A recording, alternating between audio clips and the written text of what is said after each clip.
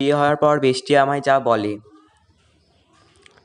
বেষ্টি জানিস আমি অল্প বয়সে বিয়ে করেছি জানিস তো, আর সুন্দর একটা স্বামী পেয়েছি, সুন্দর একটা সংসার পেয়েছি, আর এত ভালোই আছি তুই ভাবতে পারবি না।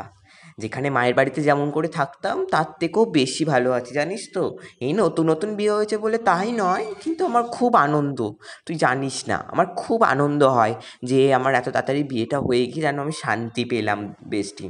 এই 2 মাস বিয়ে হয়েছে না, আমি এততে শান্তিতে আছি কি বলবি। তুইও চটপট বিয়েটা করে নে, দেখবি আমার মতনই শান্তিভাবে মানে বসবাস করতে পারবি। শ্বশুর বাপের বাড়ি তো কী কাঠ কাটতাম, ঘুঁটে দিতাম, কত কাজ করতে হতো বলতো। আর এখানে কোনো কাজ করতে হয় না আমাকে, সত্যি রে বলছি বেষ্টি। কথা না বাড়িয়ে আমি ঘর যাচ্ছি, তুই বিয়েটা পারলে করে নে। না রে আমার দরকার নেই এত তাড়াতাড়ি বিয়ে, দেখবি তোর অবস্থা কী হয়। 1 বছর পর আমার বেষ্টির অবস্থা, বেষ্টি রে কি অবস্থা করেছে দেখ রে, সারাদিন গোবর কাটতে হয় জানিস বেষ্টি, শুধু ভাত খেতে হয় জানিস।